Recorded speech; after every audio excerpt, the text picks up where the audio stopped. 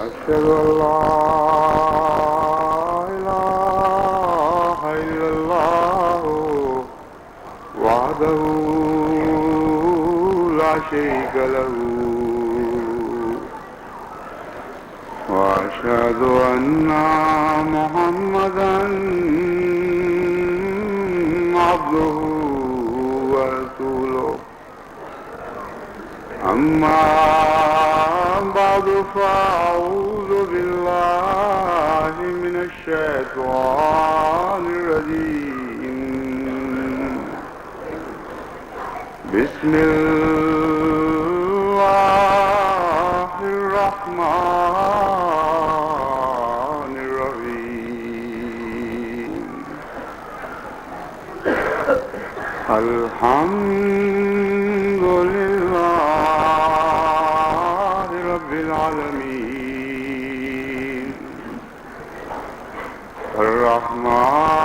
الرحمن الرحيم مالك يوم الدين إياك نعبد وإياك نستعين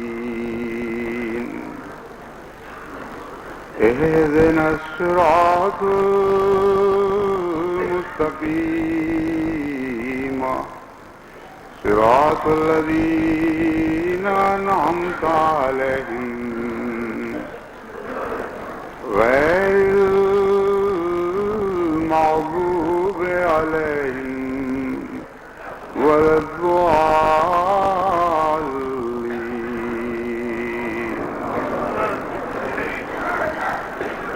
اللہ تعالیٰ کا بے انتہا احسان اور فضل اور کرم ہے کہ ہمارا جلسہ سالانہ ہر پہلو سے انتہائی کامیابی کے ساتھ اپنے اختتام کو پہنچا. کارکنان نے بھی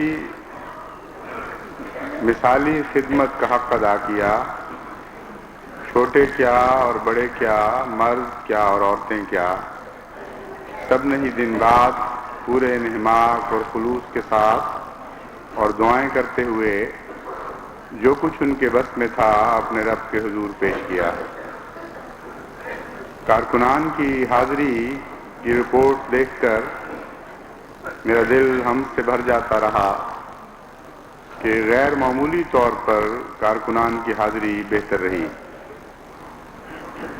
اور باوجود اس کے کہ کچھ موسم کی دشواریاں درپیش تھیں، کچھ اور مسائل جو ہمیشہ جلسے کے ساتھ لگے رہتے ہیں وہ اس دفعہ بھی لگے رہے، اس کے باوجود بالعموم انتظام بہت اچھا تھا.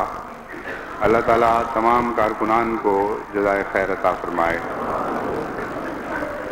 مہمانوں نے بھی بہت تکلیف اٹھانے کے باوجود نہایت ہی صبر کا مظاہرہ فرمایا.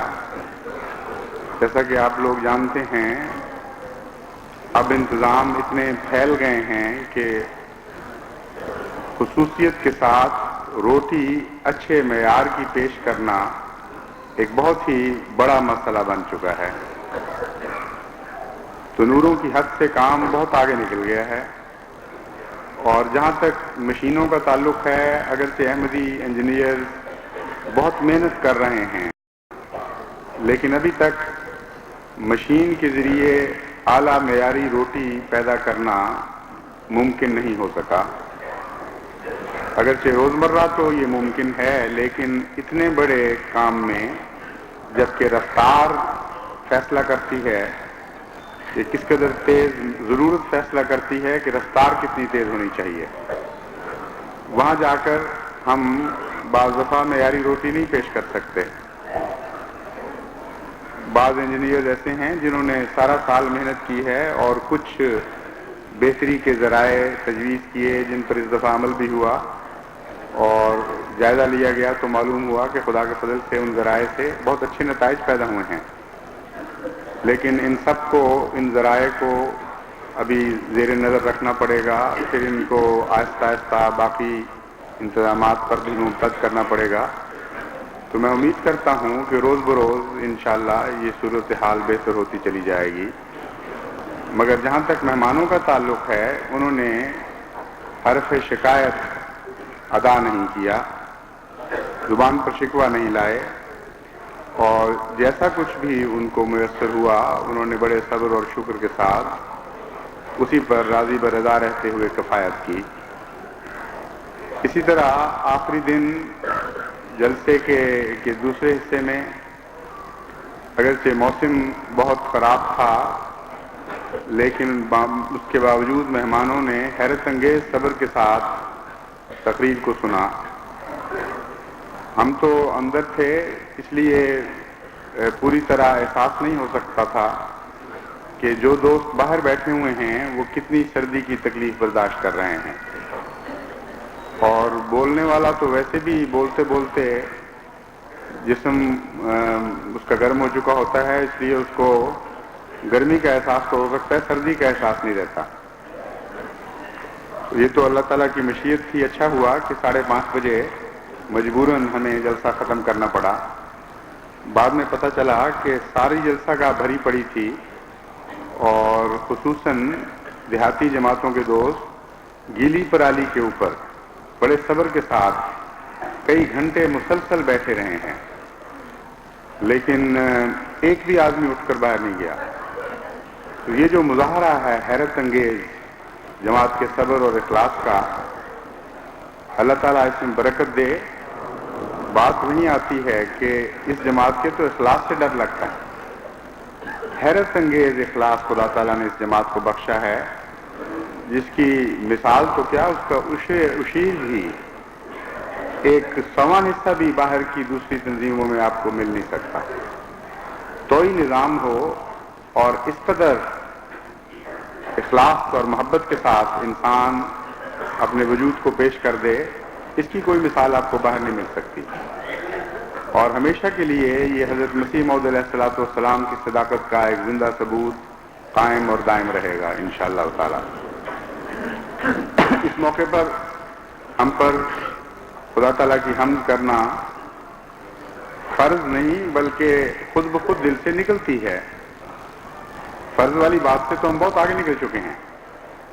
اب تو کیفیت یہ ہے کہ خدا کے احسانات از خود دل میں پہنچتے ہوئے حمد میں تبدیل ہو جاتے ہیں، اور ہم یہ بھی دیکھ رہے ہیں کہ جوں ہم شکر کا حق ادا کر رہے ہیں، لَأَزِيدَنَّكُمْ کا قانون بھی برسر عمل رہتا ہے، اور مسلسل خدا تعالیٰ کی طرف سے بڑھتے ہوئے فضلوں کو ہم آسمان سے اترتا دیکھتے ہیں۔ بہت ہی ایک پیارا مذہب ہے اسلام،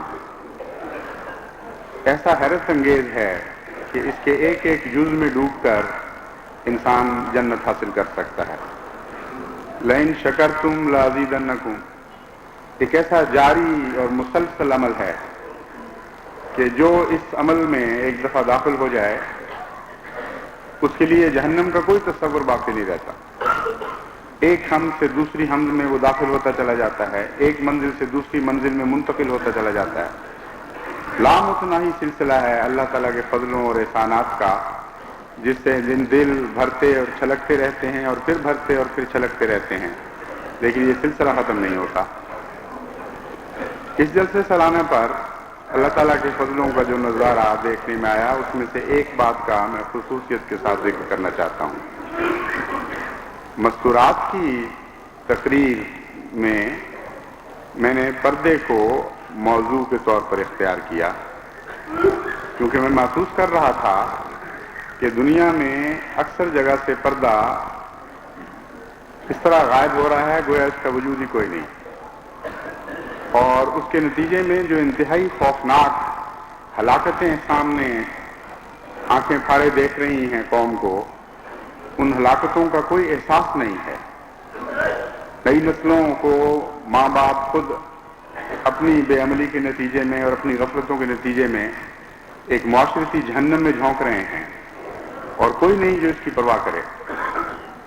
یہ صورتحال اتنی سنگین ہوتی جا رہی ہے سب دنیا میں کہ مجھے خیال آیا کہ اگر احمدیوں نے فوری طور پر اسلام کے دفاع کا جھنڈا اپنے ہاتھ میں نہ لیا تو معاملہ حد سے آگے بڑھ جائے گا۔ چنانچہ جب جائزہ لیا تو معلوم ہوا کہ احمدی مستورات میں بھی یہ کمزوریاں داخل ہو گئی تھیں، اور بہت مجھے اس بات کی فکر لاحق ہوئی۔ چنانچہ دوسرے روز میں نے اپنی بچیوں کو سمجھایا اور انتظامی لحاظ سے بعض سختیاں بھی کی۔ مثلا پہلے اگر اسٹیج پر بے پردہ مستورات کو ٹکٹ مل جاتا تھا، اس دفعہ اس بارے میں خاص طور پر سختی کی گئی۔ چنانچہ شکوے بھی کچھ پیدا ہوئے، لیکن تقریر کے بعد خدا تعالیٰ کے فضل کے ساتھ جس قسم کے حق مجھے اپنی بچیوں کے موصول ہوئے ہیں، یوں محسوس ہوا کہ اللہ تعالیٰ ہر زخم کے اوپر اپنے فضل کا پھایہ رکھ رہا ہے، اپنے رحم و کرم کی مرہم لگا رہا ہے، اور کوئی دکھ بھی اس نے باقی نہیں رہنے دیا۔ ان انتظامات سے پہلے، اس تقریر سے قبل، کچھ اندازہ بعض لوگوں نے لگا لیا کہ میں کیا کرنا چاہتا ہوں اور کیا کہنا چاہتا ہوں۔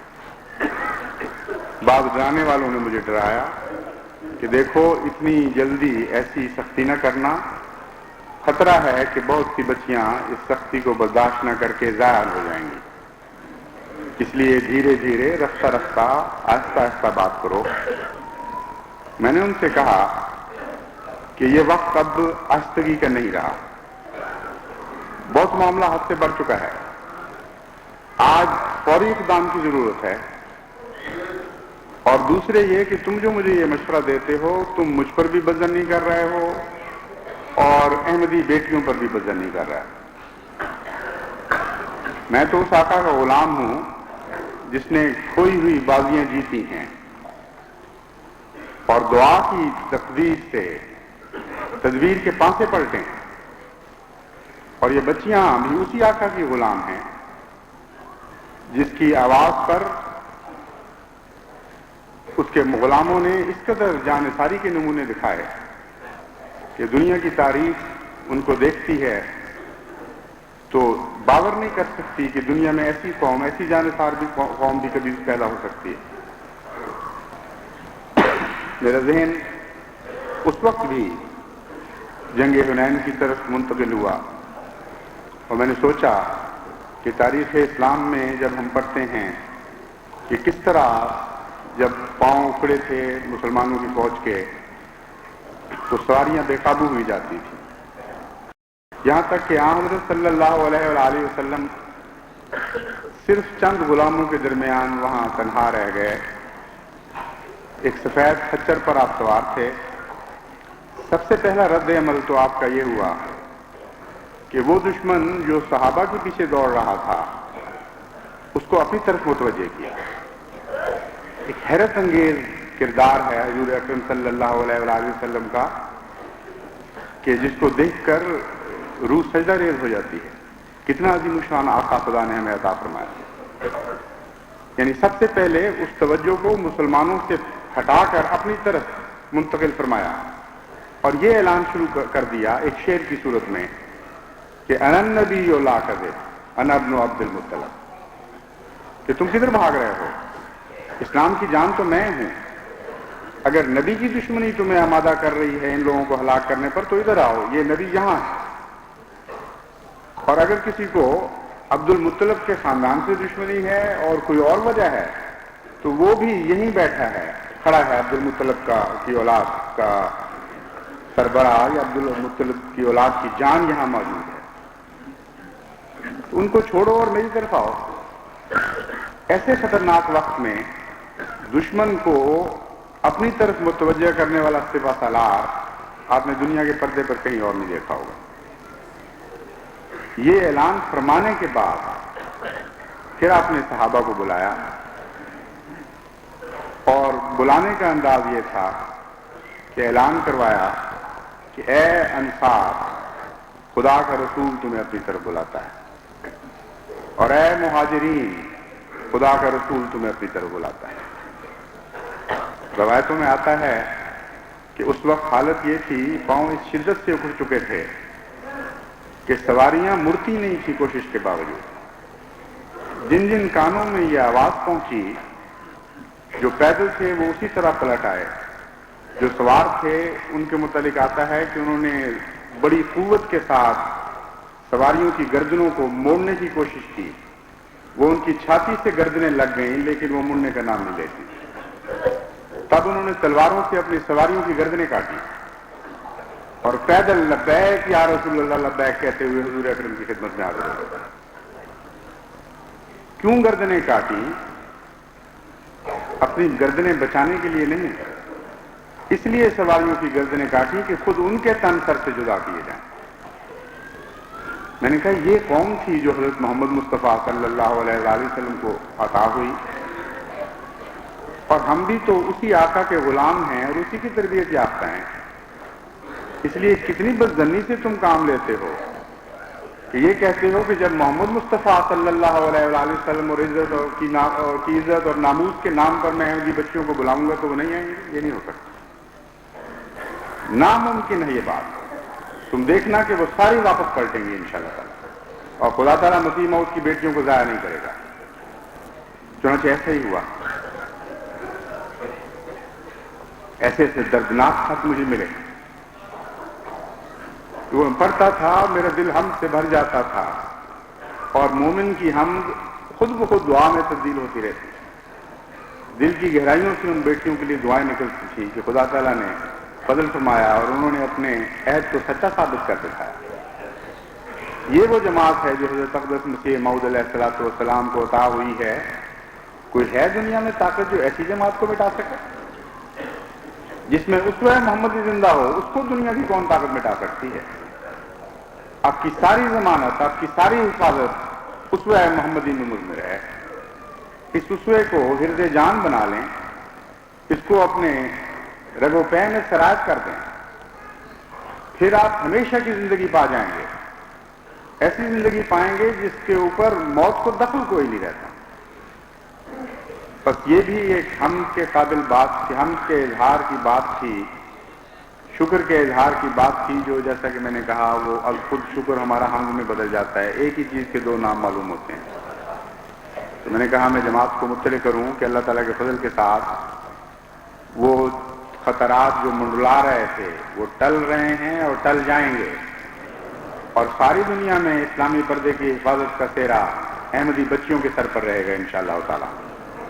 ہم نے سب کو ہی اقدار کو واپس حاصل کرنا ہے. چین سے نہیں بیٹھیں گے جب تک حضرت محمد مصطفیٰ صلی اللہ علیہ وآلہ وسلم کے معاشرے کی حفاظت نہیں کریں گے اور اسے دنیا میں دوبارہ قائم اور نافذ نہیں کر دیں گے. پردے کے سلسلے میں کچھ معمولی شکایات بھی پیدا ہوئیں کہ بعض باتوں میں انصاف سے کام نہیں لیا گیا، لیکن جب ان کو سمجھایا گیا تو بچیاں سب سمجھ گئیں. بات یہ ہے کہ صرف سٹیج کے ٹکٹ سے ہی روکا گیا تھا نا، ایک ناراضگی کے اظہار کے طور پہ. یہ تو کوئی ناانصافی نہیں ہے، سٹیج تو کسی کا حق نہیں. ناانصافی تو ہوتی ہے حق تلفی کے نتیجے میں. اس لیے اگر بعض پردہ دار بچیوں کو بھی محروم کر دیا گیا اور چھان بین میں کچھ کمزوری رہ گئی، مثلا ایسی خواتین ہیں جو ایسے علاقوں سے آتی ہیں جہاں چادر کا پردہ بڑی سختی کے ساتھ رائج ہے اور اس پر کوئی مسلمان اعتراض نہیں کر سکتا اس پردے پر، صرف اس لیے کہ چونکہ انہوں نے برقع نہیں پہنا ان کو اگر ٹکٹ سے محروم کر دیا گیا ہو تو ایک غلطی ہے، لیکن ناانصافی نہیں. کیونکہ انصاف کا تو معاملہ حقوق میں شروع ہوتا ہے، اسٹیج کا معاملہ تو احسان کا معاملہ ہے. ان کو صبر کے ساتھ برداشت کرنا چاہیے تھا کہ انتظام میں غلطی ہو گئی ہے، کوئی بات نہیں، اللہ تعالیٰ معاف کرے. ہمارا بھی کون سا حق تھا، ایک احسان تھا جماعت کا جو ہمیں ٹکٹ ملا کرتا تھا، اب احسان نہیں ہے تو ہم اس پر بھی راضی رہیں گے. تو اللہ تعالیٰ ان کے درجات اور بھی بڑھاتا اگر یہ رد عمل وہ دکھاتے. بہرحال کسی قسم کی اور بھی ہیں بعض مثالیں، مثلا اگر لیڈی ڈاکٹر ہیں، مریضوں کی دیکھ بھال کرنے والی خواتین ہیں، ان کے پردے کا معیار اسلام کی تعلیم کے مطابق نسبتاً مختلف اور آرام نرم ہے. ہاں جب وہ ان کاموں سے فارغ ہو کر اپنے گھروں کی عام زندگی میں لوٹتی ہیں پھر ان کا فرض ہے کہ وہ نسبتاً زیادہ سختی سے پردہ اختیار کریں. آپ نے دیکھا ہوگا کام کرنے والے کپڑے اور ہوتے ہیں، اور گھر میں آ کر جب انسان دوسری زندگی اختیار کرتا ہے روزمرہ کی تو وہ کپڑے اتار پھینکتا ہے اور دوسرے کپڑے پہن لیتا ہے۔ تو اسلام میں بھی تو یہی سلوک جاری رہنا چاہیے، یہی طریق جاری رہنا چاہیے۔ کام کے کپڑے، کام کے تقاضے اگر آپ کو نسبتاً نرم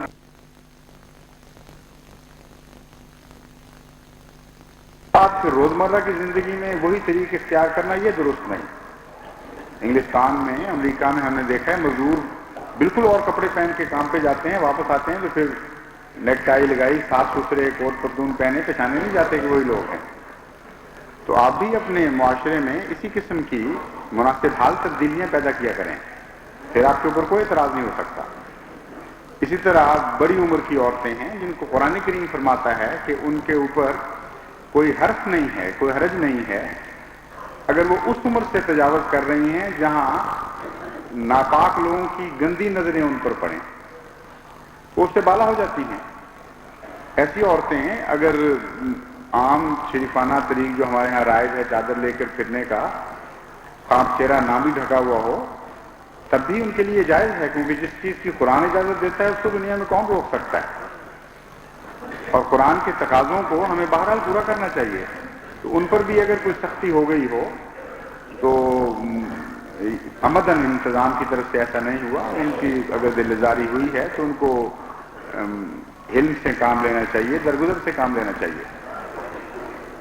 لیکن آئندہ کے لیے جماعت کو یہ بات پیش نظر رکھنی چاہیے کہ انفرادی طور پر ایسے فیصلوں کی اجازت نہیں دی جا سکتی، ورنہ اس کا ناجائز استعمال ہوگا اور از خود لوگ بعض اجازتیں اپنے لیے لینی شروع کر دیں گے اور غلط استعمال کریں گے، اس کے نتیجے میں پھر اسی مصیبت میں مبتلا ہو جائیں گے ہم جس مصیبت سے نکل کے آئے ہیں۔ اس لیے جماعتی انتظام کے تابع یہ بات ہونی چاہیے۔ جن خواتین کو جس قسم کے اسلامی پردے کی ضرورت ہے وہ اپنے انتظام کو بتائیں کہ میرے ساتھ ہیں اور میرے لیے قرآن کریم کا یہ حکم ہے، میں اس کے مطابق عمل کر رہی ہوں، چنانچہ انتظام کو پھر کوئی شکوہ نہیں ہوگا۔ لیکن بچیاں خصوصاً، اور ایسے طبقے کی بچیاں جو نام میں پلی ہوتی ہیں، نعمتوں میں زندگی بسر کرتی ہیں اور جن کے لیے خطرات زیادہ ہیں، ان کو نظام جماعت کو اجازت دیتے وقت بہت احتیاط کرنی چاہیے۔ اسی طرح ایسی خواتین ہیں جن کو باہر نکلنا تو پڑتا ہے لیکن وہ سنگھار پٹار کر کے نکلتی ہیں۔ اب کام کا سنگھار پٹار سے کیا تعلق ہے؟ وہ ان کے اس فعل کو جھٹلا دیتا ہے سنگھار پٹار کہ تم اگر مجبور ہو فلاں کام کے سلسلے میں نرم پردہ کرنے پر تو کم سے کم پردے کے جو دوسرے تقاضے ہیں وہ تو پورا کرو۔ باہر نکلو پورے سنگھار پٹار کے ساتھ اپنی زینتیں لے کر اور پھر کہو کہ اسلام ہمیں اجازت دیتا ہے کہ یہاں نسبت نرمی اختیار کریں، یہ غلط بات ہے۔ اسلام کے نام کو غلط استعمال کرنے کی اجازت نہیں دی جا سکتی۔ تو اس قسم کی کچھ انتظامی سختیاں تھیں بالکل معمولی، لیکن یہ میرا فیصلہ بہرحال تھا کہ اگر ضرورت پڑی تو رفتہ رفتہ مزید سختی کی جائے گی، اور اس سختی کے لیے سب سے پہلے میں نے اپنے آپ کو چنا۔ میرا فیصلہ یہ تھا کہ پیشتر اس کے کہ کسی احمدی بچی کو نعوذ باللہ من ذالک اس وجہ سے جماعت سے نکالنا پڑے، پہلے میں اپنے دل پہ سختی کروں گا، ان کے لیے روؤں گا راتوں کو اٹھ کر، اپنے رب کے حضور عاجزانہ عرض کروں گا کہ اے اللہ ان بچیوں کو بچا، مجھے توفیق دے کہ میں تنبیہ کے تقاضے پہلے پورے کروں، اس کے بغیر کوئی قدم نہ اٹھاؤں۔ نرمی، محبت، پیار سے جس طرح بھی ہو بن پڑے میں ان کو سمجھاؤں اور واپس لانے کی کوشش کروں، ان کی ذمہ داریاں ان کو بتاؤں۔ جب یہ سارے تقاضے پورے ہو جائیں، جب پوری ہر قسم کی حجت تمام ہو جائے، پھر تو ایسا فضل کر کہ پھر بھی سختی کا موقع پیش نہ آئے۔ یہ میرا فیصلہ تھا، لیکن اللہ تعالیٰ کے لطف و کرم اور اس کے احسانات کو آدمی گن نہیں سکتا کہ اس کا موقع ہی نہیں آنے دیا۔ اتنا حیرت انگیز رد عمل، حسن و احسان کا رد عمل احمدی عورت نے دکھایا ہے کہ سر جھک جاتا ہے خدا تعالیٰ کے فضلوں کے سامنے۔ لیکن اب میں مردوں کو یہ متوجہ کرتا ہوں کہ اگر ان کی بچیوں نے اسلام کی خاطر کچھ فیصلے کیے ہیں، کچھ عزم کیے ہیں، تو ان کی راہ میں روک نہ ڈالیں۔ اگر انہوں نے ایسا کیا تو وہ خدا تعالیٰ کے سامنے دوہرے طور پر جواب دے ہوں گے، اور وہ ذمہ دار ہوں گے پھر خود ان نتائج کے جو اس کے نتیجے میں پیدا ہوں، ظاہر ہیں۔ اس مختصر تنبیہ پر ہی میں اکتفا کرتا ہوں، اور سمجھنے والے سمجھیں گے کہ ہرگز کسی احمدی بچی کی راہ میں کسی مرد کو حائل نہیں ہونا چاہیے اگر وہ خدا کی خاطر ایک پاکیزہ اور عصمت والی زندگی اور حفاظت والی زندگی اور قناعت والی زندگی بسر کرنا چاہتی ہے۔ خود ان کے لیے یہ بہتر ہے، ان کے گھروں کے لیے یہ بہتر ہے، ان کے گھروں کی جنت بنانے کے لیے یہ ضروری ہے۔ بات بیوقوفی سے یہ نہیں سمجھتے، وہ سمجھتے ہیں فیشن میں زندگی ہے، حالانکہ فیشن میں کوئی زندگی نہیں۔ اصل زندگی تو اس فیشن میں ہے جو دین کا فیشن ہے، اس میں نہیں ہے جس کے متعلق مسیح موعود علیہ السلام فرماتے ہیں کہ یہ زندگی، یعنی خدا تعالیٰ نے مسیح موعود کو فرمایا کہ یہ زندگی کے فیشن سے دور جا پڑیں۔ اور زندگی کا فیشن تو ہم حضرت صلی اللہ علیہ وآلہ وسلم سے سیکھیں گے، نہ کہ کسی اور سے۔ ایک چیز جو ان کو پریشان کرتی ہے، بعض دفعہ بچیوں کو بھی اور بعض مردوں کو بھی، وہ یہ ہے کہ وہ سمجھتے ہیں کہ سوسائٹی ہمیں ادنا اور حقیر سمجھے گی، وہ سمجھے گی ہم اگلے وقتوں کے لوگ۔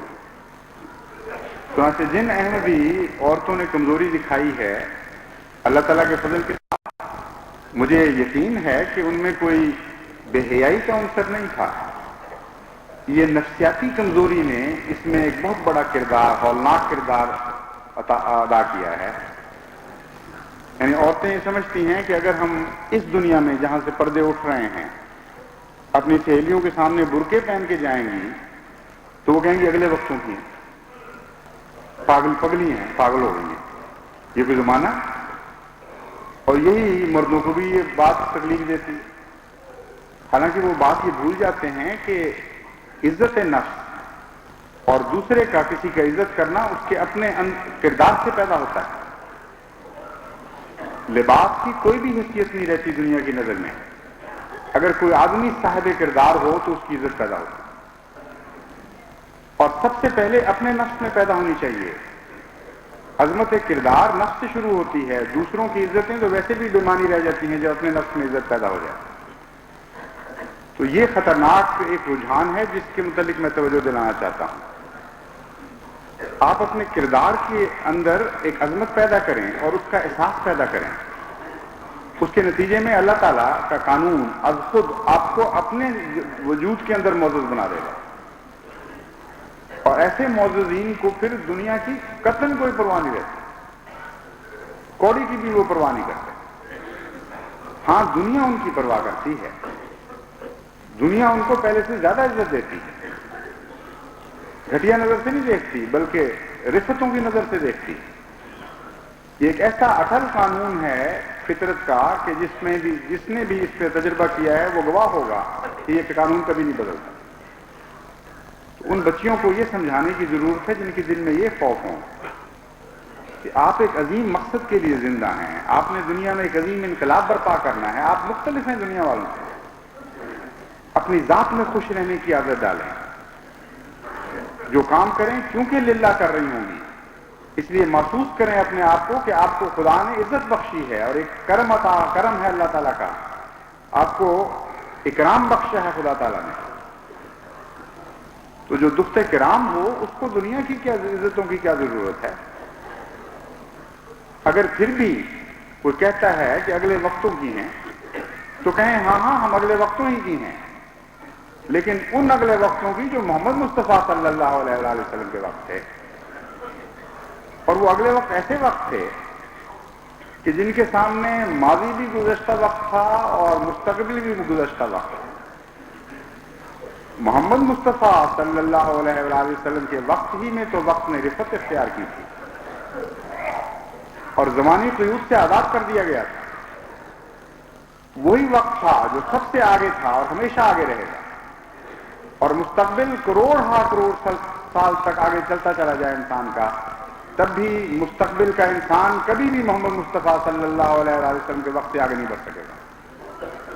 تو کہو اور جرت سے کہو کہ ہاں ہم اگلے وقتوں کی ہیں، لیکن ان اگلے وقتوں کی جو محمد مصطفیٰ صلی اللہ علیہ وآلہ وسلم کے وقت تھے۔ وہ کہتے ہیں پگلیاں ہو گئی ہو، تو کہو ہاں ہم پگلیاں ہیں، دیوانیاں ہیں، لیکن محمد مصطفیٰ صلی اللہ علیہ وآلہ وسلم کی پگلیاں ہیں، اور دنیا کی فرزانیوں سے ہماری کوئی نسبت نہیں ہے، نہ ہم اس کی طرف کسی حرص کی نظر سے دیکھتی ہیں اس فرزانگی کو۔ ہمیں یہ دیوانگی جو محمد مصطفیٰ صلی اللہ علیہ وآلہ وسلم کی محبت اور پیار کی دیوانگی ہے، کروڑوں کروڑ گنا زیادہ تمہاری فرزانگی سے افضل ہے اور زیادہ پیاری ہے۔ یہ احساس اگر پوری طرح بیدار ہو تو یہ پردے تکلیف کی بجائے لطف کا موجب بن جاتے ہیں، ایک عجیب جنت عطا ہوتی ہے معاشرے کو۔ بس قربانی ہے ہی کوئی نہیں دراصل، یہ تو نعمت ہی نعمت ہے۔ اللہ تعالیٰ کا فضل و احسان ہے کہ اس نے یہ نعمت ہمیں پہلے بھی عطا فرمائی تھی اور دوبارہ اس نعمت پر پوری شان کے ساتھ قائم ہونے کی توفیق عطا فرمائی ہے۔ دعا کرتے رہیں اور کوشش کرتے رہیں اور نصیحت جاری رکھیں اپنے دائیں بائیں آگے پیچھے کہ اللہ تعالیٰ ہمیں ہر طرح سے اسلامی معاشرے کی تمام قدروں کو زندہ اور اعلیٰ اور عرفہ طور پر دنیا کے سامنے پیش کرنے کی توفیق عطا فرماتا رہے۔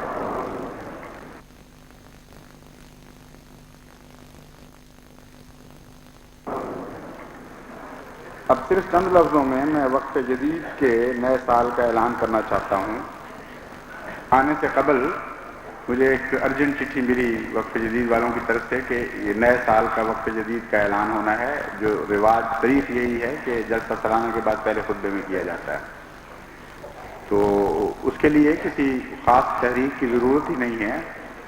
میں جانتا ہوں کہ اللہ تعالیٰ کے فضل سے جماعت احمدیہ وقف جدید میں ہمیشہ پہلے سے بڑھ چڑھ کر حصہ لیتی ہے اور آئندہ لیتی رہے گی، اور چونکہ بہت اچھی خدمت کی توفیق مل رہی ہے اس تحریک کو، اس لیے ان کی ضرورتیں جو دراصل جماعت کی ضرورتیں ہیں وہ جماعت نے بہرحال پوری کرنی ہے اور انشاءاللہ تعالیٰ پوری کرے گی۔ تو اس کے ساتھ میں وقف جدید کے نئے سال کا اعلان کرتا ہوں۔ کوشش سب یہی کریں کہ پہلے سے بڑھ کر جہاں تک توفیق ہو اس میں حصہ لیں۔ اللہ تعالیٰ ہمیں اس کی توفیق عطا فرمائے۔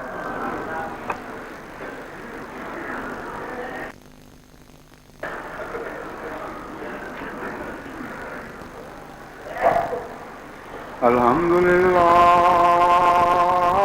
نحمدہ ونستعینہ ونستغفرہ ونؤمن بہ ونتوکل علیہ ونعوذ باللہ من شرور انفسنا ومن سیئات اعمالنا ومن یهده اللہ فلا مضل له ومن يضلله فلا هادي له ونشهد ان لا اله الا الله وحده لا شريك له ونشهد ان محمدا عبده ورسوله عباد اللہ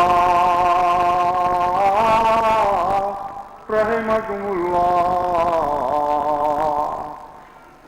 ان اللہ یامر بالعدل والإحسان وإیتاء ذی القربى وینہی عن الفحشاء والمنکر والبغی یعظکم لعلکم تذکرون اذکروا اللہ یذکرکم وادعوہ یستجب لکم ولذکر